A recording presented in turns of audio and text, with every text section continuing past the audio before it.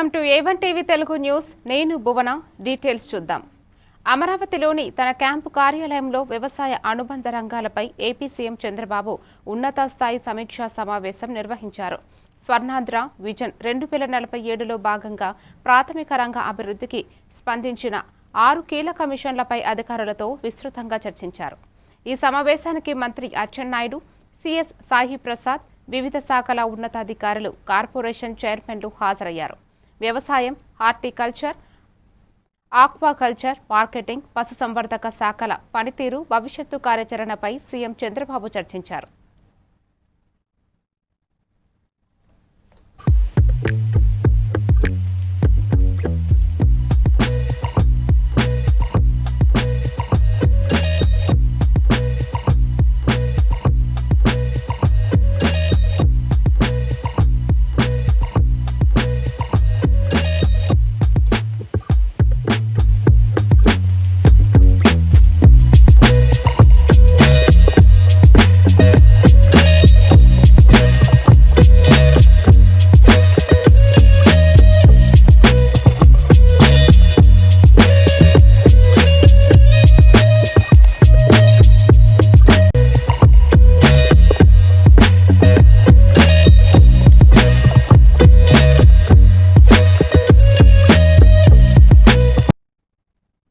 మాజీ మంత్రి హరీష్ రావుకు TPCC chief Mahesh Kumar Goud counter ఇచ్చారు.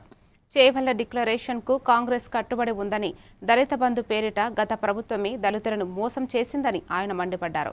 దళితులకు స్పీకర్ పదవితో పాటు 4 మంత్రి పదవులు ఇచ్చామన్నారు.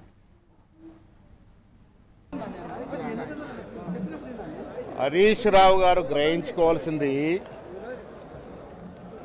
మేము మీలాగా దళిత బంధు పేరిట దళితుని మోసం చేయలే. చేవెళ్ల డిక్లరేషన్ పరిపూర్ణంగా అమలవుతూ ఉంది. ఎస్సీ సబ్ కేటగరేషన్ ఈ దేశంలో మొట్టమొదటిసారిగా తెలంగాణ ప్రభుత్వం రేవంత్ రెడ్డి నేతృత్వంలో చేయబడింది. దాంతోపాటు వాళ్ళకు స్పీకర్తో పాటు 4 మంత్రి పదవులు దళిత వర్గానికి ఇచ్చిన ఘనత కాంగ్రెస్ పార్టీది. ఇది మాన్యులు ఖర్గే గారు, రాహుల్ గాంధీ గారి యొక్క చొరవ వల్ల రేవంత్ రెడ్డి గారు తన క్యాబినెట్లో 4 మంత్రులు తీసుకున్నారు. మీ హయాంలో ఒక డిప్యూటీ సీఎం చేసి అర్ధరాత్రి తల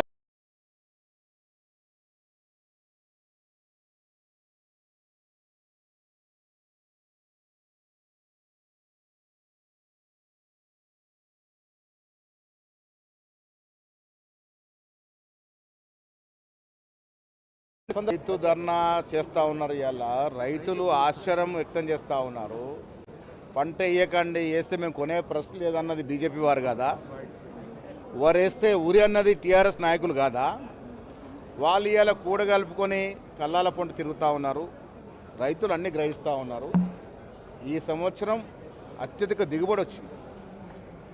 నిన్ననే మా ఉత్తమ్ కుమార్ రెడ్డి చెప్పినారు, దాదాపు 75 లక్షల మెట్రిక్ టన్నుల ధాన్యాన్ని కొనడానికి ప్రభుత్వం సిద్ధంగా ఉంది. ఇప్పటికే 51 లక్ష మెట్రిక్ టన్నుల ధాన్యాన్ని కొన్నాం. కేంద్ర ప్రభుత్వం ఇస్తున్న సహకారం 52 లక్షల మెట్రిక్ టన్నులకు మాత్రమే. అయినప్పటికీ దిగుబడి ఎక్కువ వచ్చింది కాబట్టి రాష్ట్ర ప్రభుత్వం రైతులకు ఇబ్బంది ఉండకుండా 75 లక్షల మెట్రిక్ టన్నుల ధాన్యం. మహిళల భద్రత, ఆర్థిక స్వావలంబన ప్రభుత్వం బాధ్యత అని రాష్ట్ర మంత్రి సీతక్క అన్నారు. మహిళా వారోత్సవాల్లో భాగంగా బంజారాహిల్స్ రోడ్ నంబర్ 12లో నిర్మించిన సఖీ నివాస్ వర్కింగ్ ఉమెన్ హాస్టల్, సఖీ కేంద్రం, వన్ స్టాప్ సెంటర్ను ఆమె ప్రారంభించారు.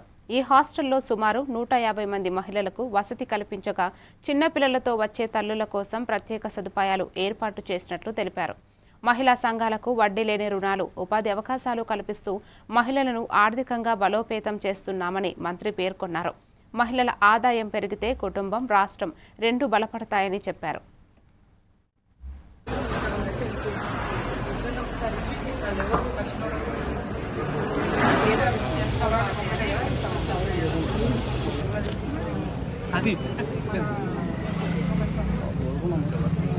ఒక్క నిమిషం సార్ మేడం, ఇక్కడ చూడాలి మేడం, ప్లీజ్ మేడం.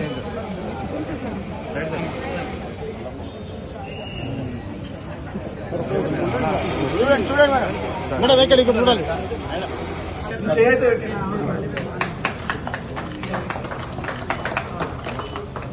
ఓకే అన్న, థ్యాంక్ యూ. గంట సేపు మా కోసం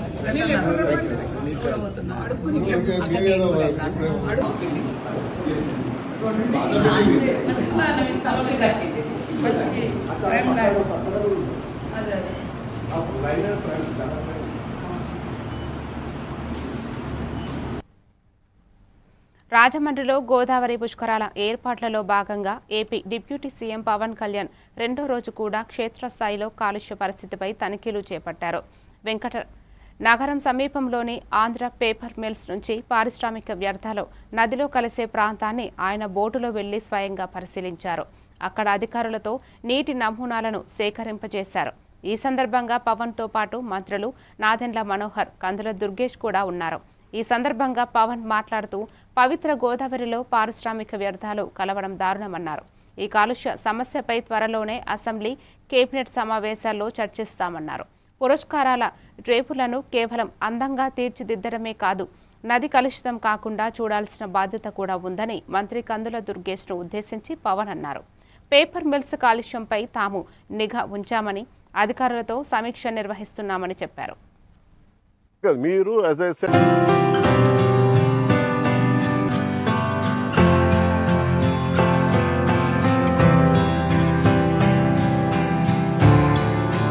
ఇప్పుడు రోజు ఇంతే అంటే రోజు ఇంతే ఉంటుందా? పీక్ టైమ్స్ ఎప్పుడు దీనికి? పీక్ టైం ఎప్పుడు చెప్పండి. మీరు అలా కాదు, మీరు యాజ్ ఐ సెడ్ అది part of the task team. ఇది ఎందుకు నేను రెగ్యులర్ కాదు. ఇప్పుడు మీరు కూర్చోబెట్టి పుణ్య స్నానాలు అని చెప్పి పుష్కరాలకు అందరూ వస్తారు సార్. పుణ్యస్థానాలు పుష్కరాలకు అందరూ వచ్చినప్పుడు the believe it is not polluted. ఇక్కడ నాకు పుణ్యం వస్తో లేదో నాకు తెలియదు, కానీ ఈ నీళ్ళతో చేసినప్పుడు ఖచ్చితంగా రోగాలు అయితే వస్తాయి. మీరు ఒకవైపు ఎస్టీపీ ప్లాంట్ పెట్టకుండా పక్కన పుష్కర్ ఘాట్ ఇవి అందంగా పెట్టి పుష్కర్ ఘాట్లో ఉన్న చెత్త అంతా మురుగంతా తీసుకొచ్చి మీరు వదిలేస్తున్నారు ఇక్కడ.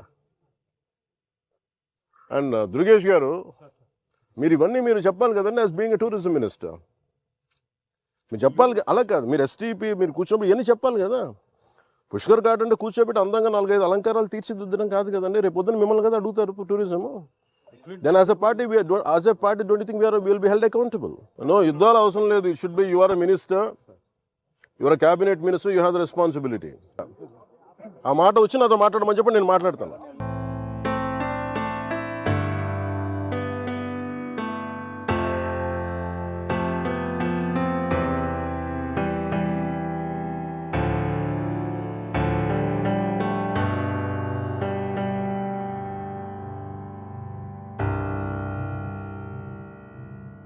Have to speak to Madam Meeru. If you district review meeting, these are the things you should tell. 500 కోట్ల ప్రాఫిట్లు సంపాదిస్తున్న వాళ్ళు వీళ్ళు చేయట్లేదు సార్, ప్లీజ్ డైరెక్ట్ ఇట్. ఏదైనా వస్తుంటే మీ మన ఆఫీస్ నుంచి ఏదైనా ఉంటున్నాయి, పొలిటికల్ ప్రెషర్స్ ఉన్నాయి, please address it. This is what I wanted review meeting should be. Otherwise final ఏమవుతుందంటే by the end of your life it will be your conscious, it will weighing on your. Indiramma ఇళ్ల పేరుతో ఇప్పుడు కాంగ్రెస్ సర్కార్ మోసం చేస్తోందని Telangana BJP అధ్యక్షుడు రామచంద్రరావు తీవ్ర ఆగ్రహం వ్యక్తం చేశారు. రేవంత్ రెడ్డి సర్కార్ ప్రజలను ప్రలోభావాలకు గురి చేస్తోందని ధ్వజమెత్తారు. కూకట్పల్లి బీజేపీ కార్యాలయంలో ఆయన మీడియా సమావేశం నిర్వహించారు. ఈ సందర్భంగా రామచంద్రరావు మాట్లాడారు. కేసీఆర్ హయాంలో కూడా డబుల్ బెడ్రూమ్ ఇళ్ల పేరుతో మోసం చేశారని ఆరోపించారు. కాంగ్రెస్, బీఆర్ఎస్ రెండు పార్టీలు కూడా హైదరాబాద్లోని పేద ప్రజలకు అన్యాయం చేస్తున్నాయని విమర్శించారు. మొన్న ప్రభుత్వము, రాష్ట్ర ప్రభుత్వము రకరకాలైనటువంటి ఒక ప్రజలకు ప్రలోభం పడుతూ ఉంది. ముఖ్యంగా హైదరాబాద్ నగరంలో ఇందిరమ్మ ఇళ్ళని ఈ విధంగా గతంలో కూడా ప్రభుత్వము డబుల్ బెడ్రూమ్ అని చెప్పారు. ఆ బోయిగూడలో కొన్ని ఇల్లు కట్టి ఇగో ఇవే డబుల్ బెడ్రూమ్ అన్నారు. కొన్ని సనత్ నగర్ కాన్స్టిట్యున్సీలో కొన్ని కట్టుకొని ఇక అయిపోయింది, హైదరాబాద్ ప్రజలందరూ కూడా డబుల్ బెడ్రూమ్ వచ్చేసిందని చెప్పడం జరిగింది. నేను ఈ యొక్క ప్రభుత్వాన్ని అడుగుతున్నాను, గత ప్రభుత్వం కూడా డబుల్ బెడ్రూమ్ పేరు మీద ప్రజల్ని మోసం చేసింది, పేద ప్రజల్ని. మీరు కూడా అదే పని ఈరోజు ఇందిరమ్మ ఇళ్ళ పేరు మీద ప్రజల్ని మోసం చేస్తూ ఉన్నారు. వారు నియోజకవర్గానికి 1000 అని చెప్పారు, మీరు ఇందిరమ్మ ఇళ్ళు అని చెప్పేసి మేము ప్రతి ఒక నియోజకవర్గంలో గడతామని చెప్పి మీరు కూడా చెప్తా ఉన్నారు. కానీ ఈ ఇద్దరు పార్టీలు కూడా హైదరాబాద్ నగరంలో పేద ప్రజలకు అన్యాయం చేస్తున్నారనే విషయాన్ని కూడా మనం గుర్తుపెట్టుకోవాలి. అంటే ఇంకో ఏదైనా డబుల్ బెడ్రూమ్ అంటారు, ఇందిరా మిల్లు అంటారు. ప్రజల యొక్క అబ్జెక్షన్లు కూడా స్వీకరించాలి, ప్రజల యొక్క వినతులు స్వీకరించాలి. రాత్రి గత 9 ఏళ్లుగా తమ కుమార్తె కేసులో న్యాయం కోసం పోరాడుతున్న సుగాలి ప్రీతి తల్లిదండ్రులు పార్వతి, రాజు నాయకులు వైసీపీ అధినేత జగన్ను కలిసి తమ ఆవేదనను వివరించారు. 2017లో తమ కుమార్తెపై అత్యంత దారుణంగా లైంగిక దాడి చేసి హత్య చేశారని, ఇన్నేళ్లు గడుస్తున్నా తమకు ఇంకా న్యాయం జరగలేదని వారు జగన్ ఎదుట కన్నీరు పెట్టుకున్నారు. సిబిఐ విచారణ వేగవంతమయ్యేలా తమకు న్యాయ సహాయం అందించాలని వారు కోరారు. బాధిత తల్లిదండ్రుల గోడును సావధానంగా విన్న జగన్ సుగాలి ప్రీతి కుటుంబానికి అన్ని విధాల న్యాయం సహాయం అందిస్తామని హామీ ఇచ్చారు. పార్టీ తరపున లీగల్ సపోర్ట్ ఇస్తామని, భవిష్యత్తులోనూ ఆ కుటుంబానికి వైసీపీ అండగా ఉంటుందని జగన్ భరోసా కల్పించారు.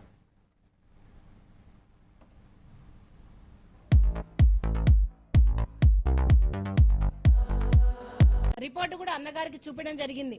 అన్నగారు ఇప్పుడు అదే చెప్పారు, మేము మీకు అండగా ఉంటాం, మా లీగల్ టీం మీకు అండగా ఉంటుంది. మీకు ఏదైతే అనక రావాల్సిన ఎస్సీ ఎస్టీ యాక్ట్ ప్రకారం బెనిఫిట్స్ ఏదైతే ఆపేశారో దాన్ని కూడా మనం పోరాటం చేద్దామని చెప్పడం జరిగింది. మరి అదే విధంగా సిబిఐ కూడా ఎందుకు తీసుకోదు, ఈ సిడిఎఫ్డి ఏదైతే అనక జగన్మోహన్ రెడ్డి గారి పీరియడ్ లో వచ్చిన ఈ ఇన్వెస్టిగేషన్ సిటీలో వచ్చిన ఈ సిడిఎఫ్డి రిపోర్ట్ ను ఎందుకు మీరు లోపల బయట పెట్టడం లేదు అని ఈ ప్రభుత్వాన్ని ప్రశ్నించడం జరుగుతా ఉంది. మరి జగన్మోహన్ రెడ్డి గారు మరి మాట ఇచ్చారు, అమ్మ ఖచ్చితంగా మాట ఇస్తున్నాం, అందరిలాగా కాదు, ముఖ్యంగా పవన్ కళ్యాణ్ గారి లాగా మాట ఇచ్చి మర్చిపోయే ప్రసక్తే లేదు, మీకు ఖచ్చితంగా న్యాయం జరుగుతుందని మరి నాకు అన్నగారు భరోసా ఇవ్వడం జరిగింది. మరి అదే విధంగా నిజంగా నేను ఎన్నో రోజుల నుంచి కూడా నేను మరి అన్నగారిని జగన్మోహన్ రెడ్డి గారిని కలవడానికి మరి ట్రై చేస్తా ఉంటే మరి పేర్ని నాని గారు నిజంగా దగ్గరుండి ఒక ఇంటి మనిషిలాగా మమ్మల్ని ఎంతో ఆదరించి మరి పేర్ని నాని గారు మరి జగన్మోహన్ రెడ్డి గారి దగ్గర తీసుకొచ్చడం జరిగింది. మరి అందరికీ కూడా ఈ తెలంగాణలో దుర్మార్గపు ప్రభుత్వం పాలన చేస్తోందని తెలంగాణ రక్షణ సేన చీఫ్ కవిత మండిపడ్డారు. ఆడబిడ్డల ఇళ్లను కూల్చుతూ వారికి మనశ్శాంతి లేకుండా చేస్తున్నారని ధ్వజమెత్తారు. ఇవాళ ధర్మ సమాజ్ పార్టీ సి విశారదంతో పాటు వెలుగుమట్ల, కడ్లాపూర్, RRR బాధితులతో పాటు లోక్ భవన్లో గవర్నర్ రాజు ప్రతాప్ శుక్లాను కలిశారు. వెలుగుమట్లలో ఇల్లు కోల్పోయిన బాధితులందరికీ ఇంటి స్థలాలు కేటాయించాలని, పరిగి మండలం కడ్లాపూర్లో ఇండస్ట్రియల్ పార్క్ ఏర్పాటుకు జారీ చేసిన భూసేకరణ నోటీసులను రద్దు చేయాలని, RRR అలైన్మెంట్ మార్పు మరియు భూసేకరణ సమస్యలపై బాధితులతో కలిసి వినతి పత్రం అందజేశారు. అనంతరం లోక్ భవన్ ఎదుట మీడియాతో మాట్లాడిన కవిత, తమ పోరాటం కారణంగా ఖమ్మంలోని వెలుగుమట్లలో బాధితులకు అదే చోట ల్యాండ్ ఇచ్చేందుకు ప్రభుత్వం అంగీకరించిందని, పరిగి RRR కోసం భూసేకరణ చేసే పనిని ఆపేసిందన్నారు.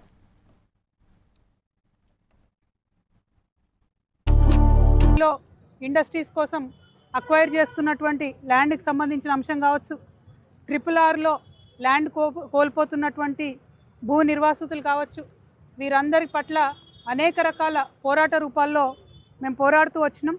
కొన్ని చోట్ల రిజల్ట్ సాధించుకోగలిగినాం. ఖమ్మం వెలుగుమట్లలో దాదాపుగా 318 మందికి మళ్ళీ ప్రభుత్వం దిగి వచ్చి అదే చోట పట్టాలు ఇవ్వడం, అదేవిధంగా పరిగి కానీ RRR కానీ మరి జరుగుతున్నటువంటి ప్రయత్నాలు ప్రభుత్వం ఆపేయడం, ఇవన్నీ కూడా మేము పాక్షిక విజయాలుగా భావిస్తూ మరి సంపూర్ణ విజయం కావాలంటే ఖచ్చితంగా ఇందులో కేంద్ర ప్రభుత్వం ఇన్వాల్వ్మెంట్ ఉండాలి. మరి రాష్ట్ర ప్రభుత్వం దగ్గర నుంచి మంచి రిపోర్ట్ తెప్పించుకొని మరి ఏ విధంగా అన్యాయం జరిగిందో తెలుసుకొని న్యాయం చేసే విధంగా మరి గవర్నర్ గారిని కలిసి ఇవాళ వారి మద్దతు కూడగట్టడానికి ఇక్కడికి రావడం జరిగింది. ఖమ్మం నుండి నవ్య, అట్లానే కృష్ణ, అదేవిధంగా RRR దగ్గర నుండి మహాలింగం గారు, అదేవిధంగా పాండు గారు, అట్లానే పరిగి నుండి పులిందర్ గారు, మరి ధర్మ సమాజ్ పార్టీకి సంబంధించినటువంటి నాయకులు, టీఆర్ఎస్ పార్టీకి సంబంధించినటువంటి నాయకులు అందరం కూడా గవర్నర్ గారిని కలిసి ఒకటే మాట అడిగినాము, ఖచ్చితంగా ఈ భూ నిర్వాసితులందరికీ కూడా న్యాయం జరగాలి. భూమి కోల్పోయినటువంటి రైతు నీళ్లలోంటి బయట హైదరాబాద్ అమీర్పేట్ మైత్రి వనంలో మాజీ ముఖ్యమంత్రి నందమూరి తారక రామారావు విగ్రహ ప్రతిష్ఠ పనులను మంత్రి తుమ్మల నాగేశ్వరరావు జూబ్లీహిల్స్ ఎమ్మెల్యే నవీన్ యాదవ్ పరిశీలించారు. జూబ్లీహిల్స్ ఉప ఎన్నికల సందర్భంగా ప్రజల కోరిక మేరకు ఇచ్చిన హామీని నిలబెట్టుకుంటూ సీఎం రేవంత్ రెడ్డి సహకారంతో ఎన్టీఆర్ జయంతి సందర్భంగా ప్రతిష్టాత్మకంగా ఏర్పాటు చేస్తున్నట్లు నేతలు వివరించారు. అనంతరం మంత్రి తుమ్మల నాగేశ్వరరావుకి ఎన్టీఆర్ విగ్రహ ప్రతిష్టాపన కార్యక్రమం ఆహ్వాన పత్రికను ఎమ్మెల్యే నవీన్ యాదవ్ అందజేశారు. ఈ కార్యక్రమంలో స్థానిక నాయకులు, ఎన్టీఆర్ అభిమానులు తదితరులు పాల్గొన్నారు.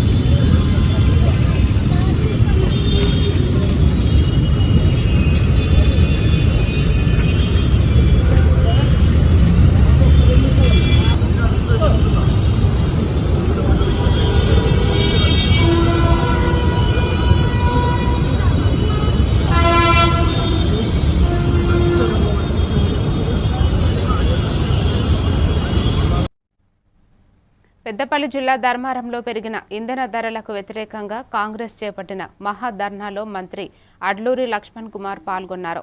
తెలంగాణ పంటలను ఎఫ్సీఐ ద్వారా కొనుగోలు చేయించడంలో కేంద్ర మంత్రులు కిషన్ రెడ్డి, బండి సంజయ్ పూర్తిగా విఫలమయ్యారని ఆయన ధ్వజమెత్తారు. కేంద్రం రాష్ట్రంపై సవతి తల్లి ప్రేమ చూపిస్తోందని మండిపడ్డారు.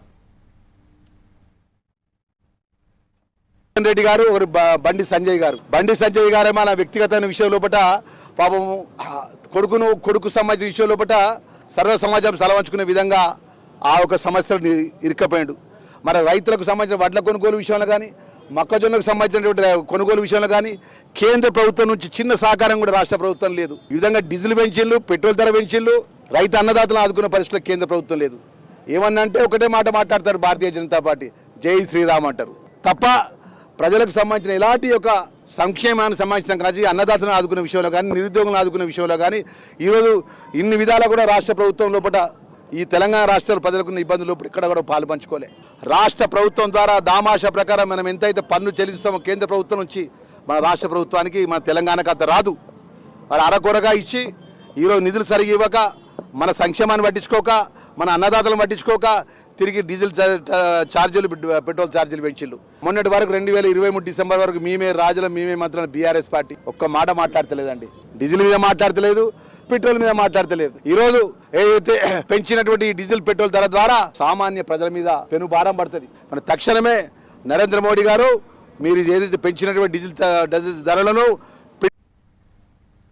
మావోయిస్టు పార్టీకి మరో భారీ ఎదురు దెబ్బ తగిలింది. దశాబ్దాలుగా అజ్ఞాతంలో ఉంటూ పార్టీలో అత్యంత కీలక పాత్ర పోషిస్తున్న కేంద్ర కమిటీ సభ్యుడు పసునూరి నరహరి అలియాస్ విశ్వనాథ్, ఆయన భార్య state committee member Medari Dhanamma alias Latha ఇవాళ తెలంగాణ పోలీసుల ఎదుట స్వచ్ఛందంగా లొంగిపోయారు. హైదరాబాద్లోని పోలీస్ ప్రధాన కార్యాలయంలో రాష్ట్ర డీజీపీ సివి ఆనంద్ సమక్షంలో వారు లొంగిపోగా పోలీసులు వీరిని మీడియా ముందు ప్రవేశపెట్టారు. ఈ సందర్భంగా ప్రభుత్వం తరపున ప్రకటించిన పునరావాస ప్యాకేజీ కింద నరహరికి 25 లక్షలు, ఆయన భార్య ధనమ్మకు 20 లక్షలు విలువైన చెక్కులను డీజీపీ అందజేశారు. ప్రభుత్వం మరియు కేంద్ర ప్రభుత్వం ఒక పాలసీ ప్రకారం దీన్ని పూర్తిగా మన దేశంలో నుండి ఒక ఇంటర్నల్ ఆర్డర్ మెయింటైన్ చేయడానికి, దేశ భద్రత గురించి అనేక చర్యలు తీసుకోవడం జరిగింది. దాంట్లో భాగంగా మనకు తెలుసు ఎంతో మంది సరెండర్ కావడం, ఎన్కౌంటర్స్ లో చనిపోవడం, వెపన్స్ సీజ్ కావడం ఇదంతా జరిగింది. ఈరోజు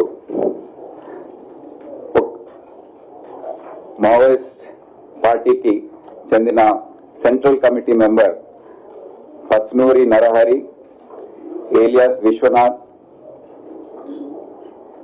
Central Committee member and Bihar Jharkhand Special Area Committee Secretary.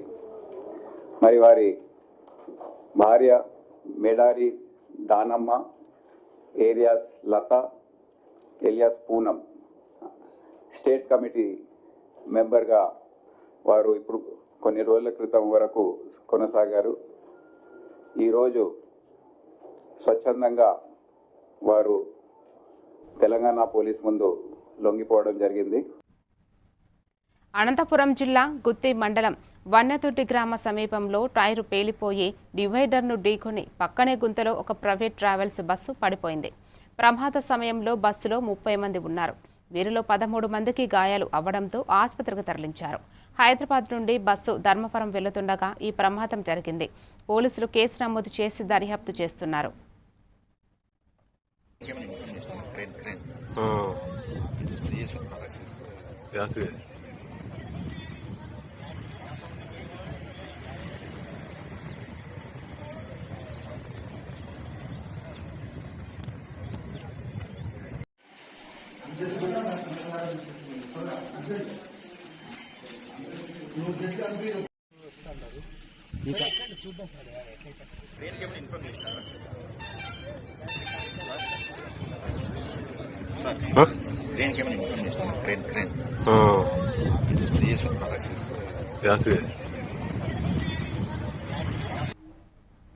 Hyderabad outer ring రోడ్డుపై ఎయిర్ ఇండియా బస్సు దగ్ధమైంది. శంషాబాద్ ఎయిర్పోర్ట్ వర్క్ షాప్ నుండి సర్వీసింగ్ కోసం ఆటోనగర్ వెళుతుండగా పెద్ద అంబర్పేట్ వద్ద షార్ట్ సర్క్యూట్ కారణంగా ఒక్కసారిగా మంటలు చెలరేగాయి. ఎండ తీవ్రతకు మంటలు వేగంగా వ్యాపించి బస్సు పూర్తిగా దగ్ధమైంది. ఈ నేపథ్యంలో బస్సు నుండి దూకి క్లీనర్ డ్రైవర్ సురక్షితంగా బయటపడ్డాడు.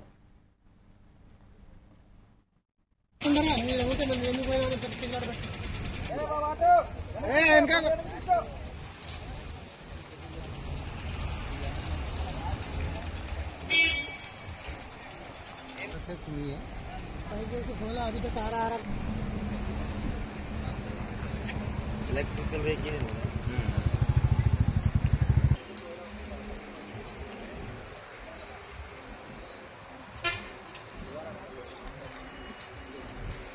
नी फोन చేసిరా దాదా తొందరగా మీరు ఉంటే మనం ఎందుకు పోయినా.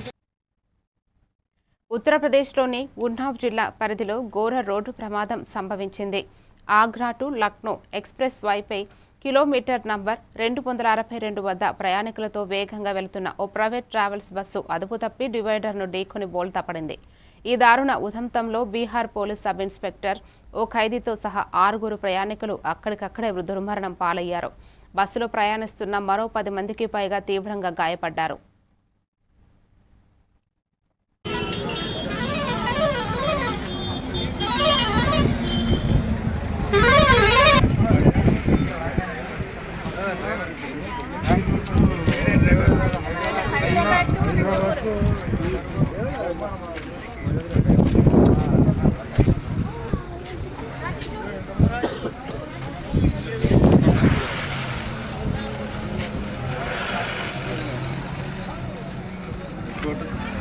ఫోటో తీసా ఎవరు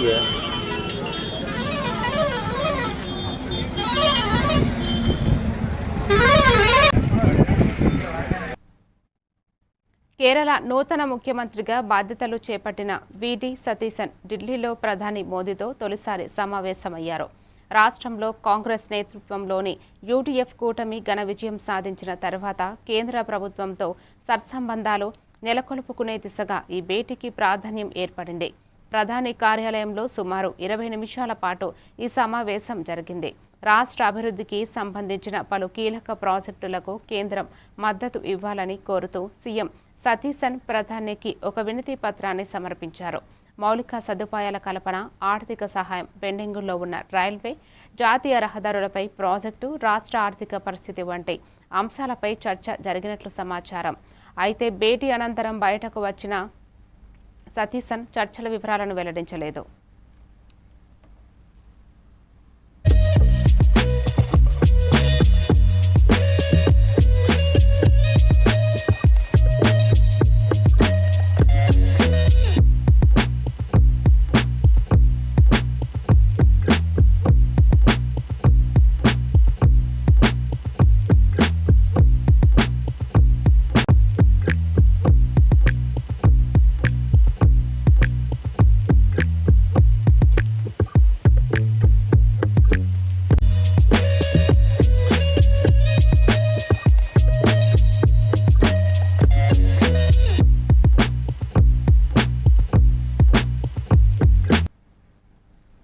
సాంకేతికత రంగంలో కీలకమైన క్రిటికల్ మినరల్స్ సరఫరా గొలుసులో చైనా ఆధిపత్యాన్ని అడ్డుకునే దిశగా భారత్, అమెరికా కీలక ముందడుగు వేశాయి. క్రిటికల్ మినరల్స్ సరఫరాకు సంబంధించిన ఫ్రేమ్వర్క్పై ఇరు దేశాలు సంతకాలు చేశాయి. ఢిల్లీ వేదికగా జరుగుతున్న క్వాడ్ దేశాల విదేశాంగ మంత్రుల సమావేశం అనుబంధంగా ఈ ఒప్పందం కుదిరింది. ప్రస్తుతం వాణిజ్య పరిస్థితుల్లో ఈ ఫ్రేమ్వర్క్ అత్యంత కీలకమైనదని భారత విదేశాంగ మంత్రి ఎస్ జైశంకర్ వెల్లడించారు. ఇది ఇరు దేశాల మధ్య వాణిజ్య సహకారాన్ని మరింత బలోపేతం చేస్తుందని అమెరికా విదేశీ వ్యవహారాల మంత్రి మార్కో రుబియో తెలిపారు.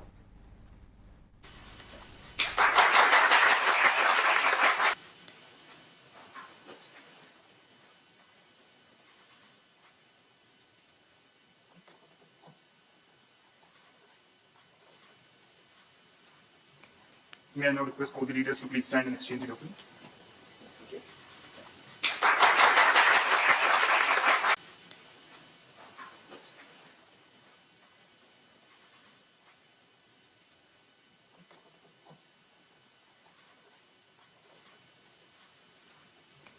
May I now request all the leaders to please stand and exchange the document.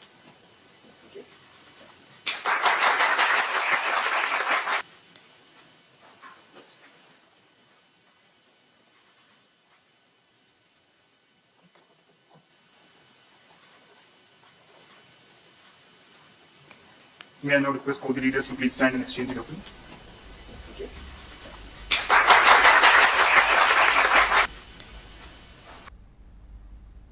మరిన్ని అప్డేట్స్తో మళ్ళీ కలుద్దాం. Keep watching A1 TV Telugu news.